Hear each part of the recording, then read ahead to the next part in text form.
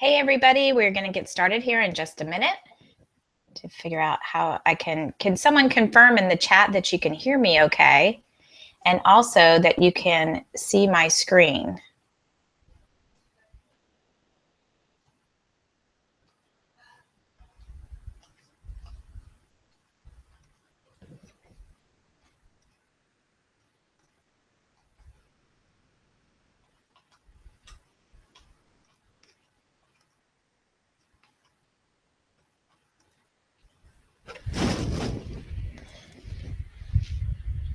If somebody could confirm that you can see my screen or can hear me okay, that would be great.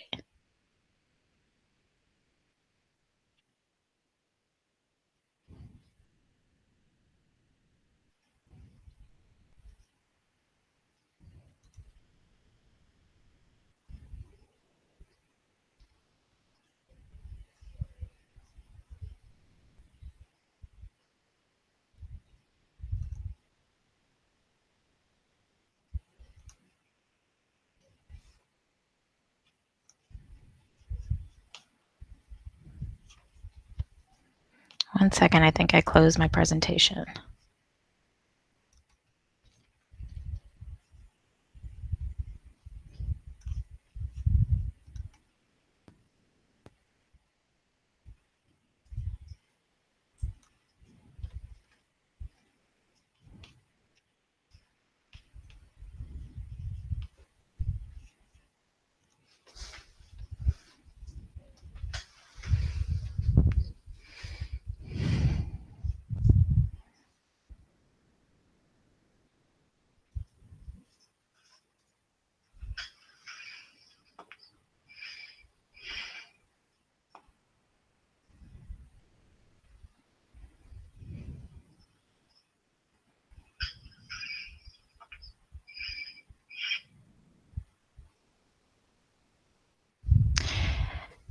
Hello, it's Elizabeth from Happy Healthy Caregiver.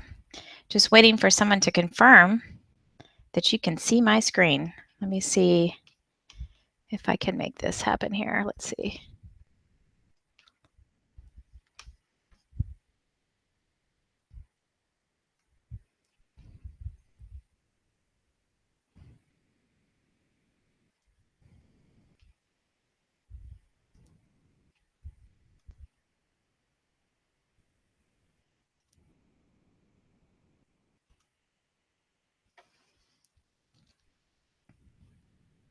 Okay, well, we are going to get started.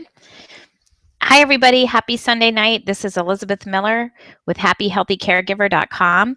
Tonight, I'm going to be sharing with you in this live webinar, real-world tips to be a happy and healthy caregiver. And would love for you, when you join, to just tell us where you're from in the chat box. Would love to know where everybody's from tonight. So my first question for you is, are you happy with your self-care? So interested in what you're hearing and saying about that, how that means how you're taking care of yourself. Basically, anything that you're doing to take care of yourself that doesn't require professional help or a doctor's guidance, that type of thing.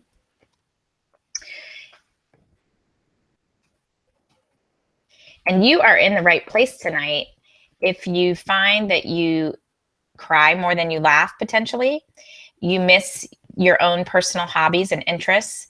You want to rekindle your own goals and dreams and feel optimistic about the future. And you want to improve your relationships. It could be relationships with your family and with those that you care for. Overall, you just want to be happier. You're also in the right place if you want to find time for exercising. If you're tired of feeling tired and you want to have more energy, you're looking to make better food choices and maybe struggling with some emotional eating. You want to be a healthy example for your children and feel at peace day to day. And you want to prevent being a burden on anyone in the future. So you are looking to want to improve your health. And so you're in the right place if those things, you want to become happier and you want to be healthier, because tonight we're talking about real world tips to be a happy and healthy caregiver. And I'm going to be sharing with you how to assess and reclaim your time, 10 practical happiness hacks, 10 healthy habits to integrate into your busy life, and how to do this without adding more stress and overwhelm. That's the last thing we want to do. So stick around, because after the webinar, we have a couple bonuses. So after today's training, we have a foundational tool that I offer, and it's my most popular resource called Create My Me Time Workbook. And I'm going to explain what that's for in a moment. And then I also have an exclusive offer where you can save 25% off of the Happy Healthy Caregiver community. And inside that community, I'm going to give you a sneak peek. I've got courses, worksheets, how-to videos, and everything is organized and right where you want to access it to take advantage of it immediately. So why do caregivers need self-care? Go ahead and share any of your thoughts on that in the comments so that you guys can interact with each other.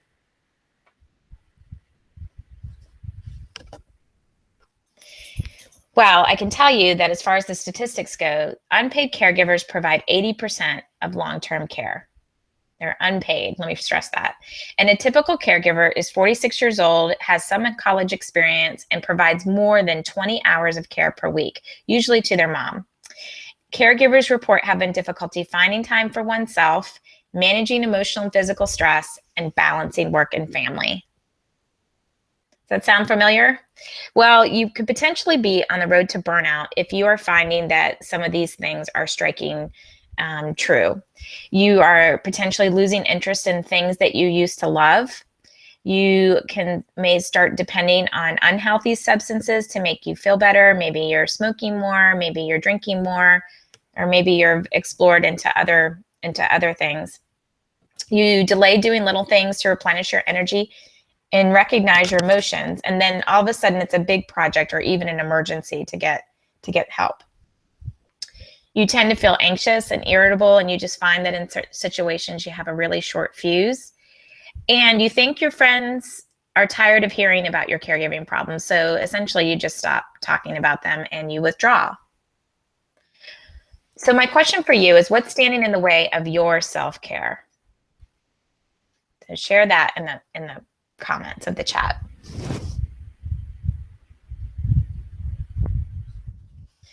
Well, here's a little bit about me. I live outside Atlanta, Georgia. I've been married 20 years. I'm a mom of 2 teenagers, and I'm a happy dog owner to my Shih Tzu, Shadow. And I've adjusted my career over the years to juggle life and work. And I love food and new adventures. In the last 10 years, things have kind of taken a twist and a turn. And first, it was intermittent interruptions to assist my parents. We tried as a family to get my parents to move closer to us. They were the closest family member to my parents, lived 6 hours away. But my parents really insisted on aging in place, and it really took a village. Even though it appeared to them they were living independently, they really had a lot of assistance. 6 days a week, somebody came in and did things. And then when something were to happen, we would have to drop what we were doing and come assist. So in the spring of 2014, things started to spiral, and with my mom's health, and she was hospitalized, and we thought we were going to lose her. She did recover after some rehabilitation, but shortly after she returned home, my dad was hospitalized in July 2014 and shocked us all that he just had one complication after another, passed away in August 2014 after spending some time in hospice. So there we were with my mom, and we moved my mom reluctantly, really. Within 2 weeks, we were all still grieving my dad. Tried to get her place ready to sell, their condominium in Florida. And I was her primary caregiver for over 18 months. And overlapping with this, my husband and I were dealing with my mother-in-law, who lived close by and was battling lung cancer for 4 years. And she passed away also the same year as my dad. So it was really overwhelming, and I felt super isolated and like I was the only person in the world going through all of this. And so welcome to the sandwich generation. That's a term that I became immediately familiar with, where I was sandwiched between caring for my kids and taking care of aging parents. So I'm wondering, can you relate, and what's your story? So why the happy, healthy caregiver? Well, I couldn't ignore my health and I wanted to break the cycle. I had witnessed my parents for so many years taking care of other people and really not taking care of their own health. And ultimately, it paid the price for them as well as an impact on our family. And writing has always been a sanity saver for me. Penn State University, and a blog was always on my bucket list and something I was interested in doing. I was worried about taking it on, so right after, shortly, my dad passed away, I started an Instagram test where wanted to see if I could post 100 days in a row and do 100 days of healthy. It just helped me get everything rolling and on the track. So I had lots of great success with that, and that compared with the lack of support resources that I felt were out there for sandwich generation caregivers. And I knew I could share my journey and connect other caregivers together. So it was helping to keep me accountable, and it's also hopefully a future flexible career as well. So what I love to do is help other caregivers prioritize their self-care. And so here are 3 of the women that are in our community and their environments. And so just a reminder to add your questions in the chat. We are going to have a mini Q&A session towards the end so that you can start to have those in there. If there's anything that you're interested in getting more details on, just put your questions in there. So first, our big training topic is how to assess and reclaim your time. Well, you certainly want to limit what you take on. That's the first thing, because saying yes to one thing means that you're saying no to something else. And you want to make sure that you're saying yes to the right things. You want to take control of your time and really protect it, because it is spread very thin. And so you need to learn how to use the word no, or if it's something a little softer, feels better for you, try on the words not now. So people will really understand. And if you don't even have to give them all the details, you can just say, that's not something I can take on right now. I'm in a season of my life where I just am really stretched very thin caring for my family. And so you can set those boundaries at work, and you can set them with your family and friends as well, in school and church and whoever else is trying to get you to help in ways that you would love to help. It's just not the right time right now. And then you want to watch your time stealing activities. Those could be things like social media or television, or just things that aren't moving you towards your goals and really making you feel happier and healthier. One tip I have for you about limiting what you take on is to really limit what comes into your email inbox. There's a great tool called unroll.me. It's free. You just put your email address in there. And what it allows you to do is it allows you to mass unsubscribe to emails that you might not even remember that you're subscribed to. And it also allows you to roll up your emails into a daily digest so that you can look at everything in one digest and kind of quickly scroll it and see if there's something in there that you want to open and look into. So it is a way to really drastically improve all of that email clutter. Once you've done that, then the next step was to evaluate and ask for help. And so I think as women, we tend to think that we have to do everything ourselves, and maybe, to do them the way that we want done, that's something that we do. Well, we need to ask for help and be willing to let go of it and let little things that may not be perfectly done the way that we want them to do. So you can assess all of your family responsibilities and divvy up all the chores and the different responsibilities to find ownership. And so I know in my house, we have kind of clear responsibilities where my husband takes care of the car situation and things like insurance.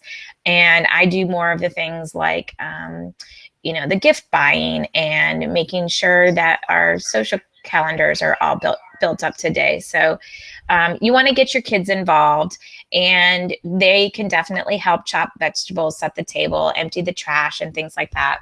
And then you want to organize where you can, maybe carpools for different activities. So get help from your friends. They're going to be super excited that you ask them to carpool with you, because that means they have to make less trips as well. And I'm sure they could be using that time to do something else. Maybe there's ways that you could barter. Maybe you could have somebody come and clean your house while you do something that maybe relates to your business that you could offer them, or some other small trade that is something that's easy for you to barter with and yet a great time saver for you. And then consider outsource if you have the financial means. Maybe you can get somebody to do the mowing of the lawn or your laundry or grocery shopping, that type of thing.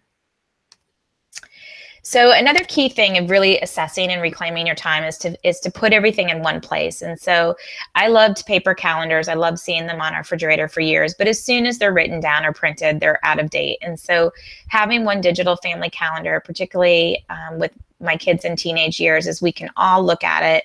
It's smartphone accessible. We've got one Google Calendar where we put all of our family activities, and it's just one place where we can consolidate all our appointments and have one version of the truth of what's going on.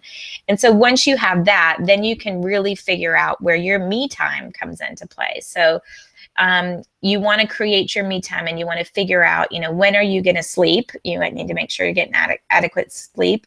And then you can kind of see this dead time or the waiting time, maybe while you're waiting for a practice to end, or while you're driving to and from work, you might have an opportunity to listen to something there. You can also make sure that you're repurposing your lunch break and using that wisely. And then really hone in on some of the things you can do to prepare the evening before to have a really successful morning routine and your evening routine as well. And on your calendar, when you create your me time, you may find an opportunity for some twofers. And that could be things like you could combine exercising with socializing with friends by going on a mountain hike, which is something that I did today at a nearby mountain. Or maybe you can go, run some errands with your partner and also have a time to get away for lunch, that type of thing. And so there's ways that you can combine activities to really maximize what you're trying to accomplish. And so here's a sample of what your calendar might look like when you have it all situated. And you can color code it and this and that. And what I do, though, is I'm offering you guys tonight for attending the webinar, a Create My Me Time workbook. And so it's really going to walk you through the steps of how you can go through these different steps and figure out what your calendar kind of looks like in your average 7-day week, and where you have these opportunities to put more happy and healthy habits into your week. On a scale from 1 to 10 or 0 to 10, how doable is this for you?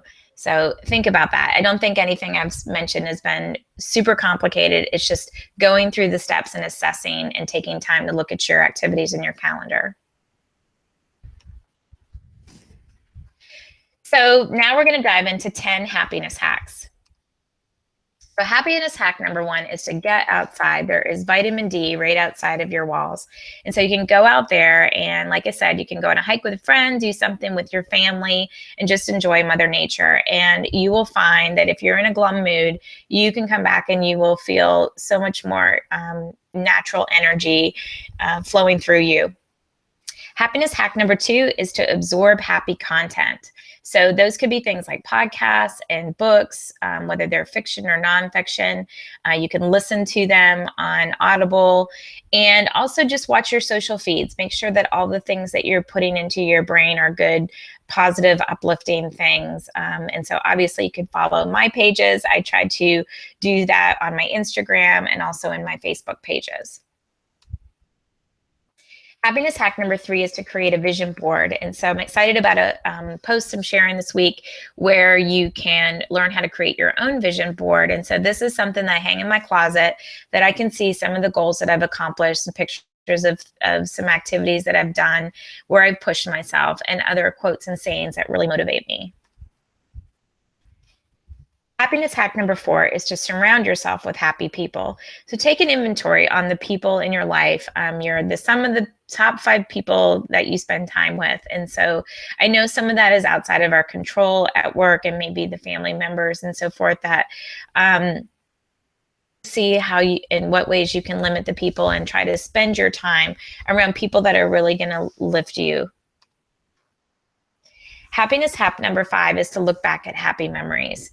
And so there's a great app called Time Hop where you can go back and it just searches your social accounts that you connect to it and your photos on your phone, and it will show you, what you were doing 1 year ago, 3 years ago, 5 years ago, and just makes you happy to look back at old pictures and some of those old memories and remember. Listening to more music is happiness hack number 6. And so listening to music, even while you're doing some things around the house, you could be folding laundry, making dinner, getting people out the door type of thing. But that's energizing and uplifting, and it will put you in a better mood. And so I've shared a happy and healthy workout playlist on some of my blog posts. And so you can look out for that. Happiness hack number 7 is to strategically place little happy objects. So I have things like a bluebird in my car that hangs. It's a symbol of happiness. Or I have this shell from my sister's weekend that I put in my jewelry bag, and I see it every day when I'm putting my jewelry on. It could be, some memento from a trip that you took or something, but put those in places where you can see them and they make you smile. Happiness hack number 8 is to try Snapchat. No, seriously, it's not just for kids.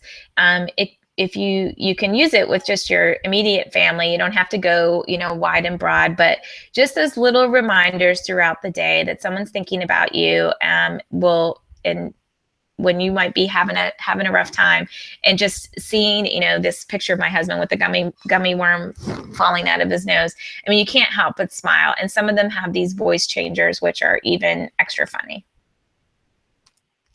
Happiness hack number 9 is to have a group text with some of your friends who you can really share that what you're going through. And so maybe you call it, you are a caregiver, and you just kind of just have these little rants that happen every now and then. It just feels good to get those things off your chest. And if you can kind of turn them into a funny thing, like you're not going to believe this, then that's all the better. Happiness hack number 10 is to watch either some brain-numbing television or something that is going to make you laugh. And so I really try to steer clear of things that are going to drag my mood down, such as some of the news channels and things like that. It doesn't mean that I don't care about current events. It just means that when I've got my free time to just chill, that I want to put something in that's a little more light and uplifting.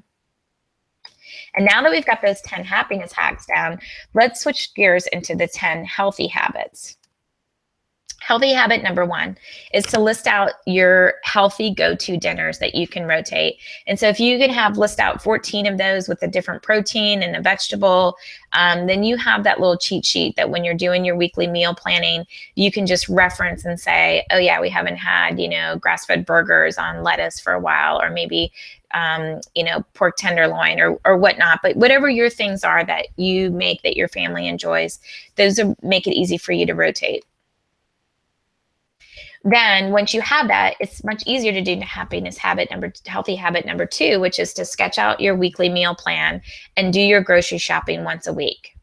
So you can just, write it all out, do your mason jar salads ahead of time, or whatever it is you're going to be eating for breakfast and lunches. So a lot of times I have my dry smoothie ingredients I'll put together, or maybe, overnight oatmeal, that type of thing. So figure out what you're going to eat for your breakfast and lunches throughout your week, and then what your meal plans are for dinner.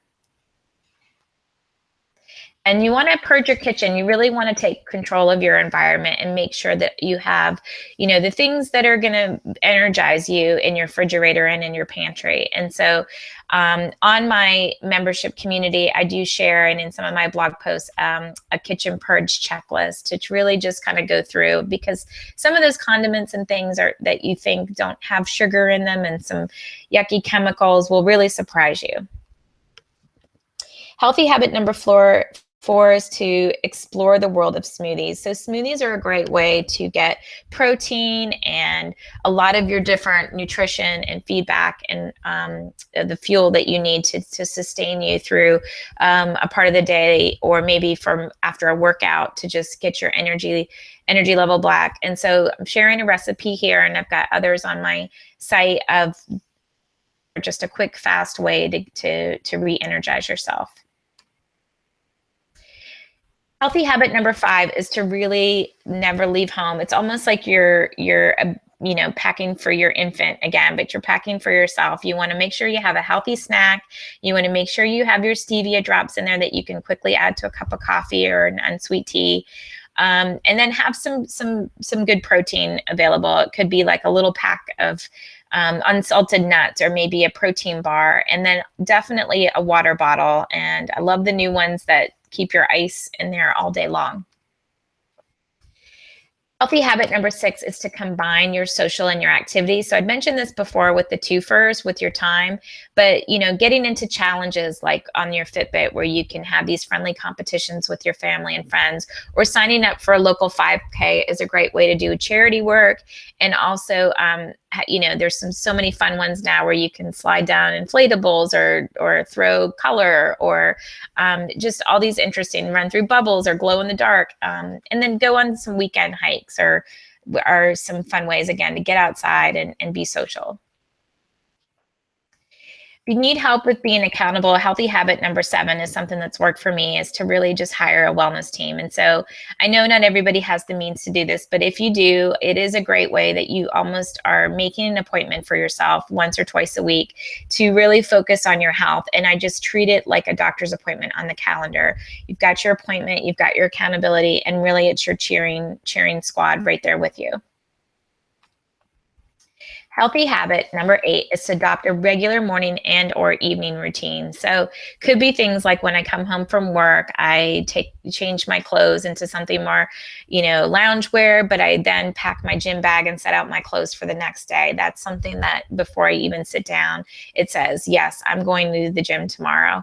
And going to the gym is something that has been a habit for me in the morning. My husband tends to do any kind of take transportation to school and that type of thing if someone needs to go in early.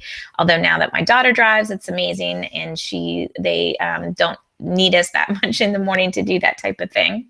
So, but whatever it is, it could be reading scripture, it could be meditating, it could be making your list of your one thing that you want to get accomplished that day, whatever it is, but try to just do it consistently and make it a healthy habit. And then number 9 is to just build in some nothing time. And so you don't want to have your schedule so full that you don't have any wiggle room just to decide if you want to take a nap or read a book or do something completely spontaneous. And healthy habit number 10 is to find ways at work. Since we spend 40 hours, some of us maybe even more, at work, a week, it's time to get creative with our time there. And so if you're having a meeting with just one other person, then a walking meeting might be an option for you. Drink lots of water, take lots of trips to the bathroom. Here's me at the standing desk. I have that option through my company, which is wonderful.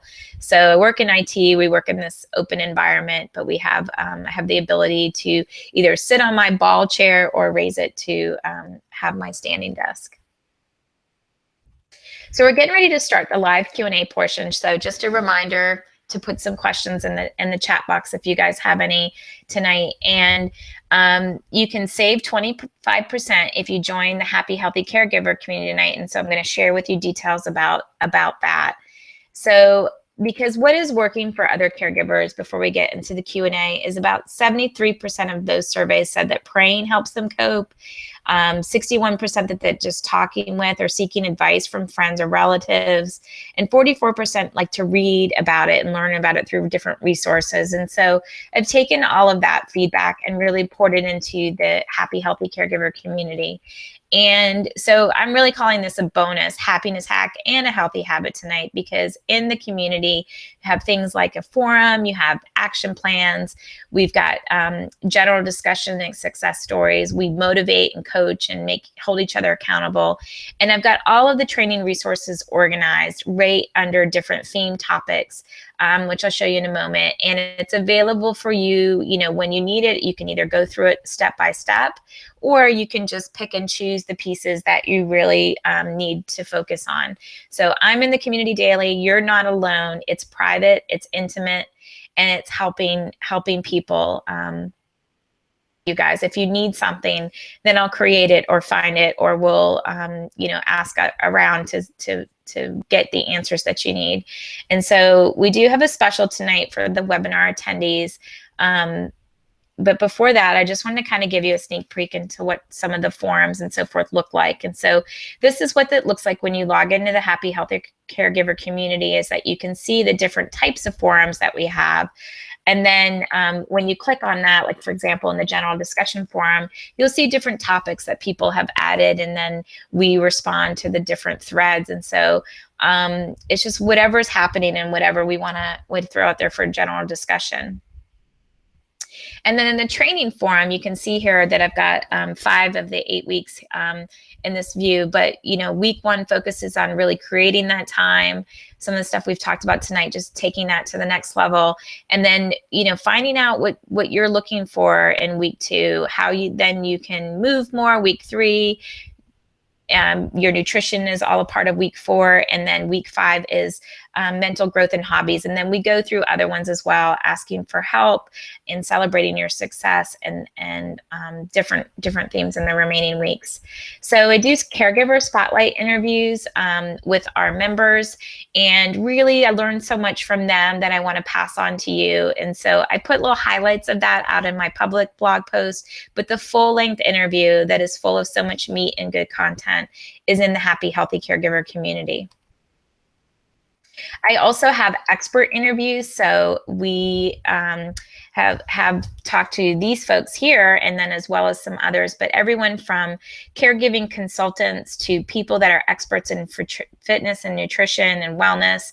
I've talked to essential oil person. I've got the vision board is coming out this week to talk to an expert about that. And again, I like to hear from the community to see what kind of experts we would like to hear more from.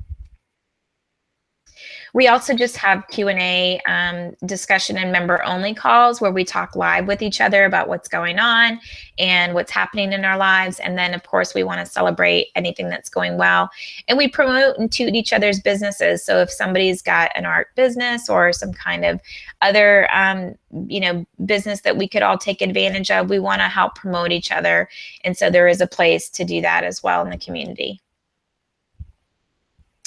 Okay, so what's the first thing you're going to do? So I'm curious on taking action. We've got a quiet group tonight that doesn't, so no questions have popped up in the chat, but I understand. But if there is something that you need more information on at a later time, then definitely you can email me at elizabeth@happyhealthycaregiver.com, and I'll be glad to get back to you and answer your questions there. And also, of course, you can put it in the Facebook pages or on any of the social media channels that I'm on. So as promised, we have a special tonight. You can save 25% off of your Happy Healthy Caregiver Community monthly membership.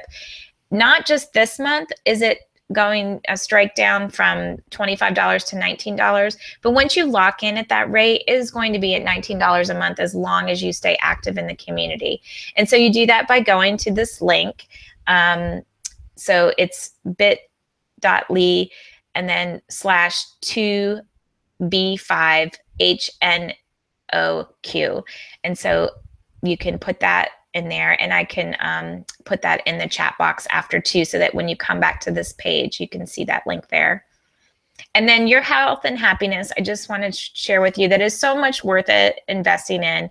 And for less than $5 a week, which is way more beneficial than a cup of coffee or some little unhealthy grab and go meal, you'll get so much more value and wisdom and insight on this community, and you'll wish that you had signed up sooner. So, and then free for attending this webinar tonight, as promised, you're going to get the webinar freebie by going to this link on my site, happyhealthycaregiver.com/webinar-freebie. And you'll get that calendar worksheet where you can really assess and reclaim your time. And it'll walk you through the steps of looking at your, somewhat average week and really figuring out where your time commitments are, what you could potentially get rid of, and where you can squeeze in the more me time for your health and happiness. I have loved talking to you tonight. I thank you for attending. I hope this was beneficial, and I look forward to working with you in the future. Thank you.